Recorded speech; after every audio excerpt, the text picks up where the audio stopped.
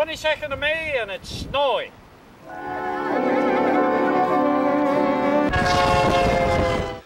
This is really Saskatoon country. Muhammad Ali. He's got a heart made of yellow barley straw.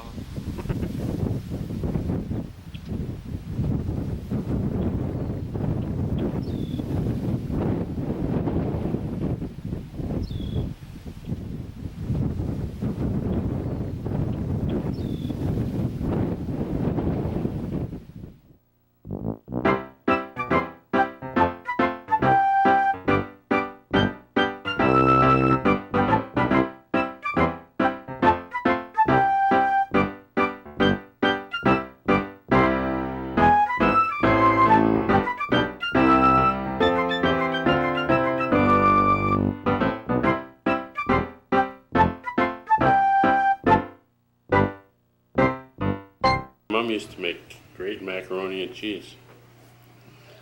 And I don't know what she did, but it's been 30 odd years since I've had macaroni and cheese that good. I probably shouldn't be saying that, but. It's a sick man. A sick, sick man. I like macaroni and cheese. Well, Too sick, man. And it's not a secret, but my wife can't make it like my mom used to make it. And in fact, I learned real early on that to quit saying, no, how come you can't make this like mom used to? Like mom makes it. Yeah, I guess so. He must have. So I just set up and suffer now, but I sort of, that's one thing that's really good stuff. So you just don't like eating wheat. As a farmer, as a grain farmer, you don't. I don't eat like wheat. pasta, period. Who can eat? With a good Italian name like Good Bartlett. for you. You know. Good for you. Boy, you have to have at least spaghetti. Yeah. Good Yeah, but sauce you've got once, to put- once or twice a month. Nobody's ever eaten pasta as pasta. You've got to dress it up with whatever. And why waste good clams making some pasta dish when you could make clam chowder? Or a good hamburger? Why waste it on noodles when you could make hamburgers or stir fry or, the pasta, they made that so that the Egyptians could put this stuff on their camels and go 700 miles and it would still be hard, and then they had to soak it for 8 days, and you people think that it's wonderful. I noticed that you eat bread without dressing up with butter or anything. That's Wow. your wheat farmer. No, bread is Bread is bread. You never take bread that's rock hard, but you got this pasta that's rock hard. You could make cement with it. If you've never tried boiling up stale bread, that might work, eh? Bread pudding. There you go. Yeah? He's trying to screw up my argument. I'm gonna Well, I don't know if it was much of an argument. go. You all have your own theories. Keep eating that pasta. The Durham growers love you.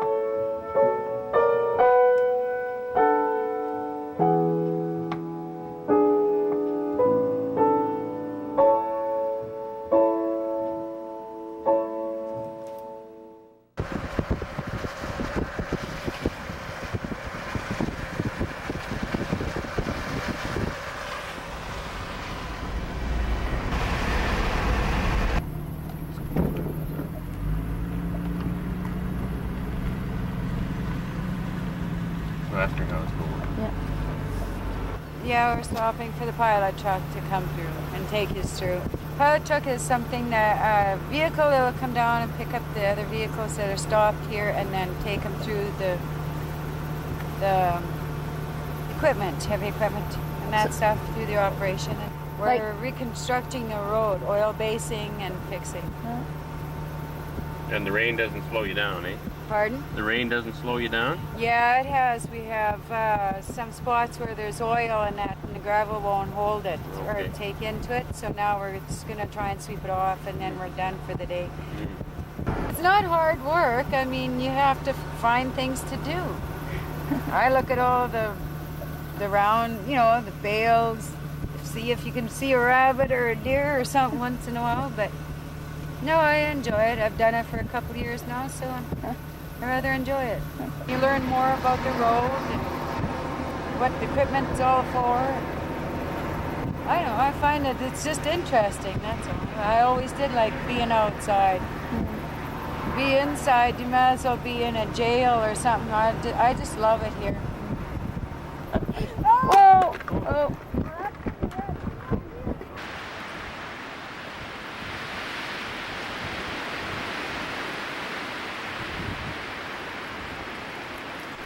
Yeah, that wind, when it does pick up, you either gotta, like this here, you brace yourself, and this here. Here's our pilot truck, so.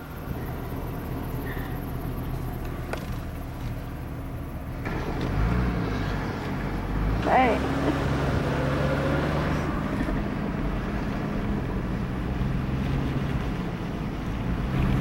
Oh, that's good.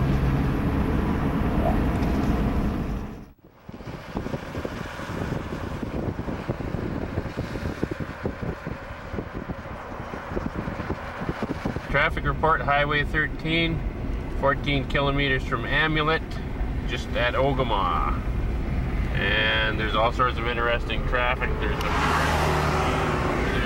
backers, and there's a vehicle ahead that says pilot vehicle, follow me, which we're going to do for a while. So, and there's traffic behind us, traffic in the ditch, no traffic on that side of the road,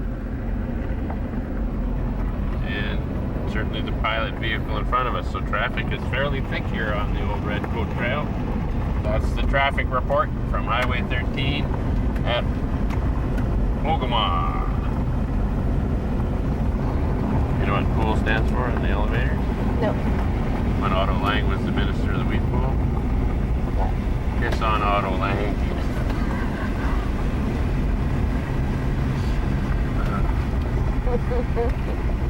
Oh.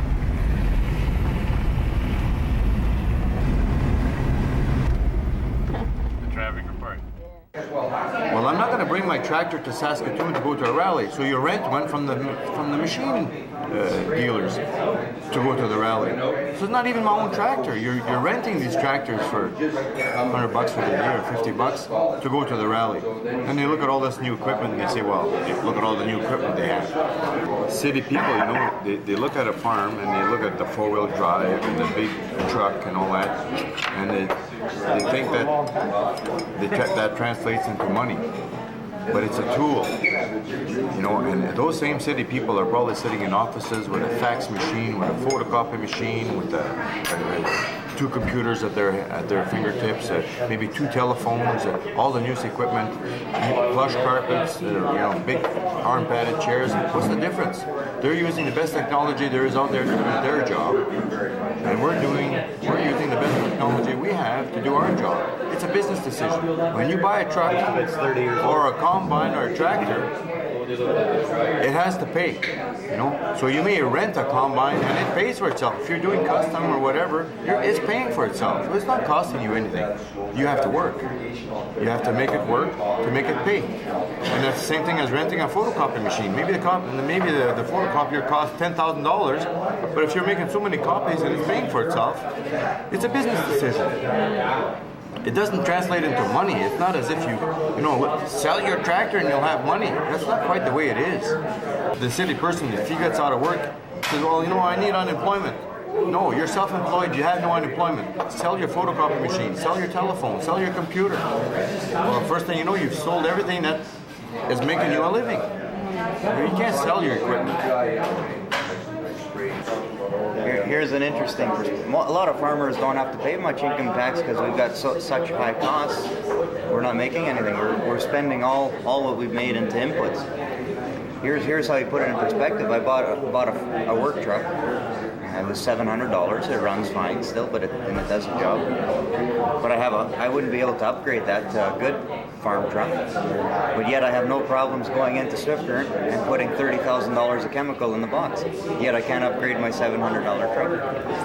It'd be interesting to see that if the price of chemicals, price of inputs would be half, maybe then we'd have some money left over to pay taxes, which would benefit us. It would help our schools, help the roads, which seem to be in questionable shape when you come off here anyways. But,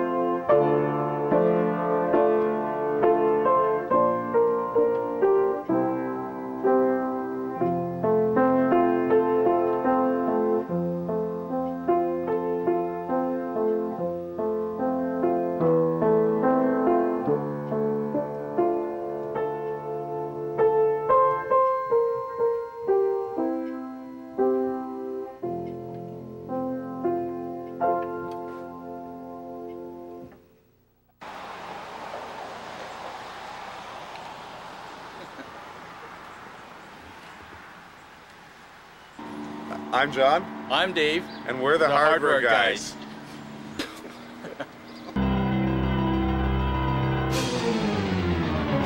I do. I enjoy going to work. I enjoy being there. I probably wouldn't trade it. Oh, I love my job. Yeah, I find great satisfaction every day going to work and dealing with customers and being with the rest of the crew. I feel that when I go to work, it's a satisfying experience. I enjoy the challenges that come to me every day. Not only the challenges, I think also the feeling that I may not be as bad off as somebody else.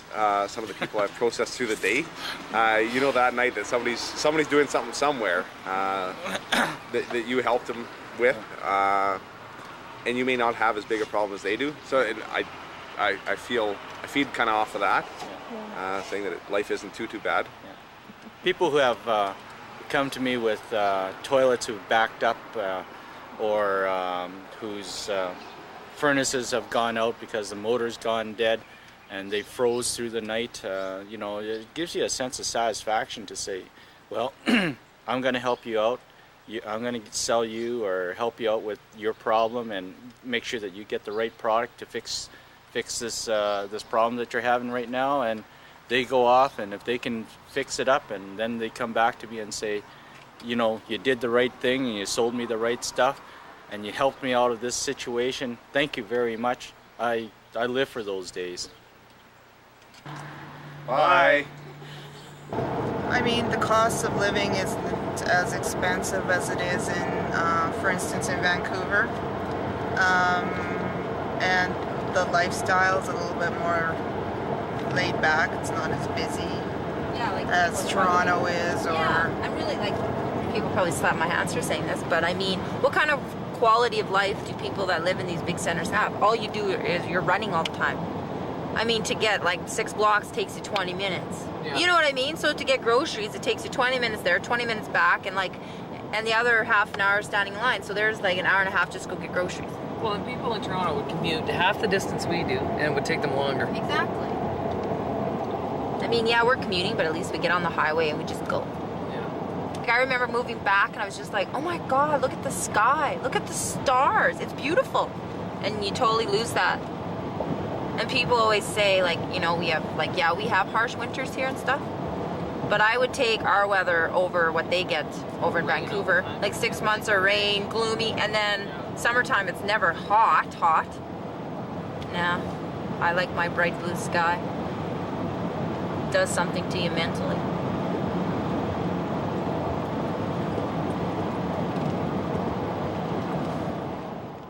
surprised that you're 92. Yes, because I don't sound 92.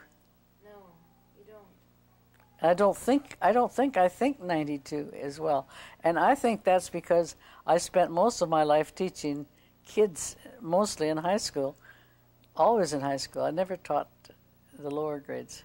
My tree out there is a good friend of mine because I notice that tree doesn't resist what happens to it.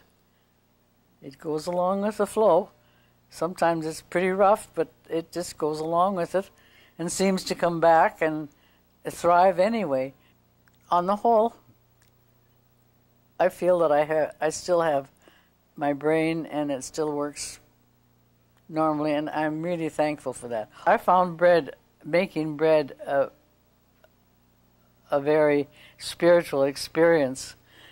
You're putting things together, as I said, that don't seem to go together, and you work at it quite hard sometimes, and it turns out to be something completely different from just this powder and yeast. And the yeast is really something, because a lot of things in your life could be like yeast, you know, that changes and makes things better. Like, you know, even reaching out to a neighbor can make you better. At least I think it can. I try to reach out to neighbors, especially people that I don't particularly care about, but who need somebody to pay attention to them. I try to reach out to them. I sometimes find that difficult. But, you know, people need other people to pay attention to them. You know, I hope I don't just sit here feeling sorry for myself, which I do once in a while, until I talk to myself and say, wait a minute, you don't need to feel sorry for yourself. You have nothing to feel sorry about. I mean, if you're getting old and get to the end of your life, that's part of life. Ah, qu'il est bon le bon Dieu. Dans tous les cœurs que son amour s'enflamme, seul il suffit pour consoler une âme. Ah, qu'il est bon, ah, qu'il est bon, ah, qu'il est bon le bon Dieu. I'm sure I would. That's beautiful. Well, I like it. Yeah, that's beautiful. And I put it down in a book that I have to tell what I want for my funeral, but then nobody else knows it, so.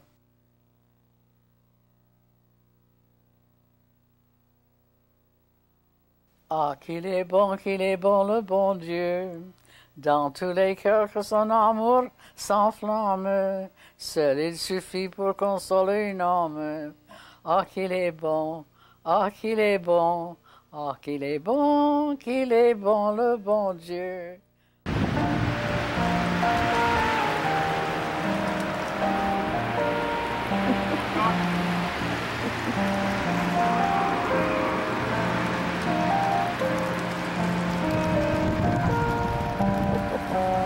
It's pretty windy today.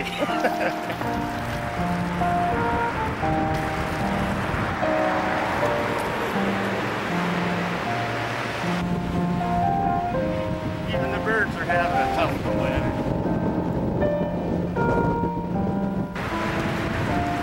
Weather-wise, it's great temperature, but pedaling against the wind is a real tough go.